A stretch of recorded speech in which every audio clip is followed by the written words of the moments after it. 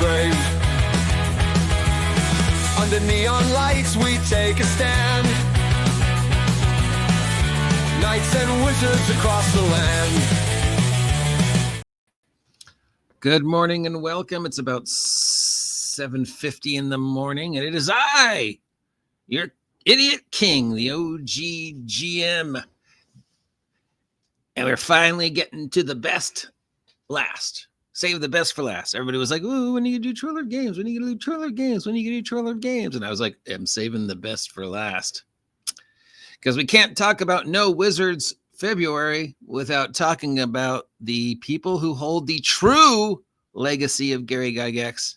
And it ain't Wizards of the Coast. It's Trollord Games, the makers of Castles and Crusades.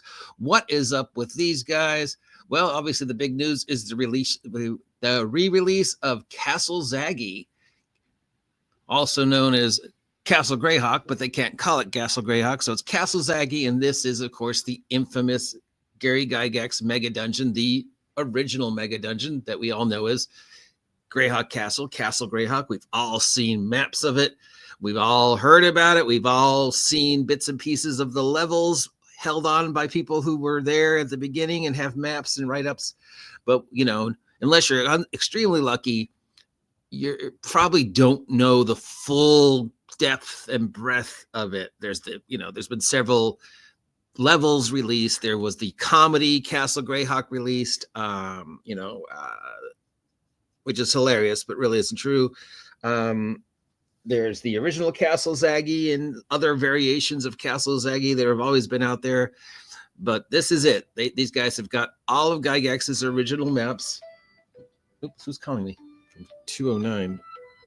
Hello? Hello? Okay, bye. It was a, what should we call it? Yeah, so this is it. This is the original Castle Greyhawk based upon what was available from Gary Gygax's legacy and his documents and everything that his family had and everything that was held up in the trust and everything that was held up in multiple years legal stuff. So this is it. If you're interested in the true legacy of Gary Gygax, it's this. Now, there's people who will say great things about Castles and Crusades and Gary Gygax, and there's people who will say it's not Gygax's legacy and it's not that great and whatever. They have the rights to all the Gygax stuff, or at least as much of it. But in addition to that, we've also got the fact that they are infamous for giving away free stuff. I mean, the best thing I can say about Trollord Games is the amount of free shit they give away. You can get a PDF of the Player's Handbook for free. You can get character sheets for free. That you can get bundles for free. Every Christmas, they make huge bundles available for stuff. I have got a collection of PDFs from these guys. It's at least 20, 30 PDFs that were free. They just, made them free during the OGL thing in 2023. They make stuff free during Christmas. They make stuff free just whenever. You can get the Player's Handbook free. They'll sometimes release quick starts free. Yes. And then, of course, they just have all these different games. So they have Castles and Crusades, Monsters and Treasures, and Castle Keepers thing. This is basically Dungeons and Dragons 3.6. It's the best of AD&D 2nd edition. It's the best of Dungeons and Dragons 3.5. It is the true evolution of what Dungeons and Dragons should be, as opposed to that disaster that's over at those people up north, who, by the way, Q4 numbers just dropped. I'm looking at them now, and because of my promise, I can't talk about them too much. I can just say it's pretty much a repeat of Q3 in that one certain aspect made money, but every other aspect lost money, and they continued to embarrass themselves. They also are the creators of Amazing Adventures, which is their generic system. It was originally a pulp action role-playing game, but people found that it could be used to pretty much run anything. So they re-released it as more of a generic. You can run science fictions, you can run Old West, you can run anything but fantasy. And you could even, I guess, technically use it for fantasy. The interesting thing is that some of the classes for the system that are also seen in Castles and Crusades work better in Amazing Adventures. And of course, they have a newsletter. They have a bunch of different things. They've got an open license that you can support. If you want to make stuff, if you want to sign up for the newsletter, that's free, and they'll send you free stuff. And they've got their Endless Worlds, which is sort of their generic group thing, their play group, their version of the Adventurers Leagues, where you can go out and play and run Troll Lord games, things at conventions and at game stores, and you get free stuff. And if you do them and work with the game store in question, they get free stuff that they can give out to people. It's same as Friday Night Magic or Official Hero Clicks or any other organized thing run by the company that makes the game. They've got a wiki, they've got a blog, they've got a Discord, they've got a Patreon, they've got, news that you can always take a look at. If you want to know what's going on with them, they'll basically, the news is just, hey, this is what's going on with Castles and Crusades.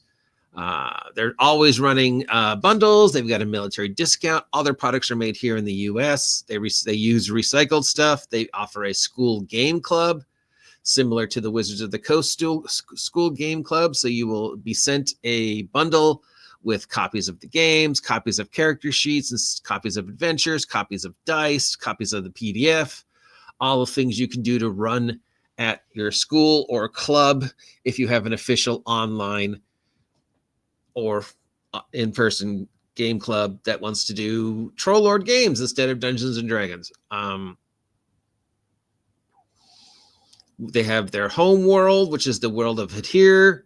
And then they have the Greyhawk stuff, which of course they can't call it Greyhawk, so it's called Zaggy, but it's Greyhawk. The city of Zaggy is the city of Greyhawk. The world of Zaggy is the world of Greyhawk. Castle Zaggy is Castle Greyhawk. I've got a frog in my throat. So yeah, and these guys, I already said it, right? These guys have all the Gygax stuff that we've never seen. They have Gygax stuff that we've seen before, but only in bits and pieces, like the Hermit. They have Gygax stuff that we've heard about, and people are like, "Oh yeah, I've seen a copy," and other people are like, "No, I've never seen a copy, but I've heard about it," like this one here. And then of course, yeah, Castle Greyhawk is the big thing right now, and just getting their hands on the Greyhawk stuff, and just being loyal to both the old school as well as embracing the new school. This would be hey, if you want to get involved in running D20 classic D20 fantasy the way Gygax wrote it, but updated to the most current ideas without the politics of Wizards of the Coast or any of the other companies, this is probably the way to do it, because their big thing is also the same thing that I say: just pull up to the table and play. We just want to play a game. Your politics are your politics. They exist outside of this room. They exist outside of this 3-hour block. But during this 3-hour block, we're here to talk about elves and trolls and magic items and adventures and dungeons. We're not here to talk about Democrats or Republicans or whatever, And anybody is welcome. Anybody is welcome. This game continues the beloved tradition that I try to continue, that as long as you're semi-decent to everybody at the table, you're welcome to play. Don't care what you look like. Don't care what you sound like. Don't care what you believe. Don't care what your gender is or your pronoun or your politics or blah, blah, sexuality, blah, blah, blah, blah. Don't care. Don't care. Don't care. All we want to do is play. As long as you're not a jerk, let's just play. There's really nothing I can say about these guys that isn't just really good. I've played Castles and Crusades. I played a few games of Castles and Crusades. I'm going to say it does embrace the classic Advanced Dungeons and Dragons, Advanced Dungeons and Dragons 2nd edition, Dungeons and Dragons 3rd edition play style, that classic Hollywood medieval fantasy that we're so, associate with the Gygaxian level play style. This game is probably one of the best. It's random, but it's not gonzo wackadoodle random like, say, Dungeon Crawl Classic, which I absolutely love. Dungeon Crawl Classic, it's pretty good. It does the job of playing Dungeons and Dragons without the Dungeons and Dragons name. The classes are the same for the most part. The spells are the same for the most part. The magic items are just, stuff that we know that have been reskinned, or things that are specific to Gygax, or things they've made up. You could put it down next to a, player's handbook from any edition other than 5th or 4th and go, not really find that too many differences. There are a couple classes that didn't quite translate well, but, it's like there are classes that have never really translated well. Like their take on the Bard, which I played, doesn't really work. At least not the way I got a chance to play it. I don't know, maybe in the right situation it would have worked, but I just felt like it was more of a crowd support investigator than really an entertainer type character, which is what a Bard should be. Bard should be either an investigator, a jack of all trades, crowd support, crowd buff stuff, because it's closer to the way the hardcore original Bard was, but still it was kind of a mess. But then most of the subclasses never really translate well. Paladins have always been kind of awesome, but kind of a mess. Monks have been always kind of a mess. Rangers, nobody seems to get them right. The barbarian, well, barbarian's not a class. Monks, what's the difference between a warlock and a sorcerer and a wizard? Why do we have 3? So it has the same everything you love about classic non-Dungeons and Dragons. Like, we could say that, Gygaxian Dungeons and Dragons stopped with 3rd. 4th edition is its own thing. Just has the name Dungeons and Dragons. It's Eberron, the role-playing game. 5th edition has its own thing. It's a completely different game. Just has the name Dungeons and Dragons. 2025 6th edition is its own thing. It's a separate game. It just has the name. Hasbro Wizards of the Coast can call anything they want Dungeons and Dragons. They could call this sandwich Dungeons and Dragons, and it's Dungeons and Dragons. But that's Wizards of the Coast D20 Fantasy 2025, as opposed to Gygax level-based D20 Fantasy 2025. And if you're looking for Gygax-based level-based fantasy 2025, this is the way to go. The stuff tends to be expensive, but they circumvent that by making so much stuff free. And that's really the biggest thing you can say about these guys is they want you to play. They really want you to play. And they will sacrifice their profit margin to make free PDFs available and to send these packages of just, here's 10 copies of the game for you to give out as prizes as your store. That's probably the best thing I can say about them. If they've had any controversy connected to them, other than being associated with people who might be considered controversial because of, they rally against Wizards of the Coast, like Rob Kuntz or me, that's probably the only controversy they had. So there's really nothing bad about them.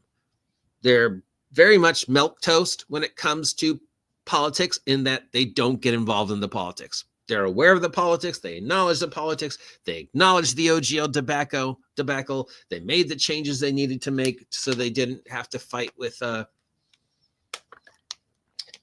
Wizards of the Coast during 2023. But instead of making you have to buy a brand new copy of the rules, they gave it out for free. And they still give the players output for free. And they do bundles and just, like I said at the beginning of this conversation, if I open my Troll Lord Games folder on my computer, I've got like 20 PDFs of things that they gave away for free. And they sent me that copy of the City book when they did the City of Zagi, that huge $70 book. And I had ordered it, and then I had to cancel the order because I couldn't afford it. And they're like, we're going to send you one. And I thought they was going to send me a PDF. But no, it was the full book. They sent me the full book. It was a $70 book plus like $20 for shipping because it was such a big book. And I was like, did you send this to me by mistake? Because I didn't pay for it. And they're like, no, here. And I was like, really? It's free? And they're like, yeah. You seem like a cool dude. Here's a free copy of the book. I mean, that's just was mind-blowing. That earned my loyalty. So, yeah. Troll Lord Games, the true holders of the legacy of Gygax. Some people would disagree with that. I mean, Castles and Crusades was the last thing Gygax worked on. It is the thing that Gygax said, if you believe it, that he felt was going to be the next evolution of Dungeons and Dragons. It was his third edition, and they have the rights to all the stuff. Now, I know there's a few things out there that say Gary Gygax on it that they don't have yet, and I don't know the full legality of it, like the stuff that Frog God Games has. But, you know, for the most part, if Gygax wrote it, they have it, and they just have to, you know, scrub off anything that might even be remotely connected to those other guys. But other than that, and Luke Gygax has hung out with them and talked with them. I think Ernie Gygax has at least been in their field of operation. They reach out to all the old school, you know, like Rob Kurtz and those guys every time they can, and they've remained for the most part controversy free, politically free, and the game is good. The game is good. The game works. It's classic Gygaxian 1980s, 1990s D20 level based role playing. If that's what you're looking for, and you want a system that's comfortable without dealing with the weirdness of the 550,000 retro clones, this is the game. This is the safe bet. If you want more gonzo, you go with like DCC or Arduin. If you want less gonzo, you go with some of the more like Mudcore games or like Shadowdark. But if you want just classic 80s, 90s, Gygaxian D20, Dungeons and Dragons, this is the game. This is the news. This is the last one. We did an entire month without talking about Wizards of the Coast and their stupidity. And I am chomping at the bits because I'm looking at the Q4 numbers right now. And I'm like, still can't talk at them. I think I did a pretty good job. I mean, I may have mentioned them, you know, but I think I did a pretty good job of not talking about their stupidity for this month. I let other people do it. Because let's face it, what am I going to say that other people aren't already saying about Wizards of Coast and their dumbness? But we made it an entire month. Thank you very much for sticking with me with this experiment. If you appreciated it, let me know. If you thought this was a waste of time, let me know. If you have suggestions of how I can do it better, I know Tabletop Role Playing with Wolf of Phototech has offered some suggestions to maybe just do it once a month and just break it down instead of devoting 20 minutes to each company, but like 2 minutes to each company. Here's what's new with Pathfinder. Here's what's new with blah, blah, blah. Anyways, thank you for sticking with me. Have a great day. I will talk to you later.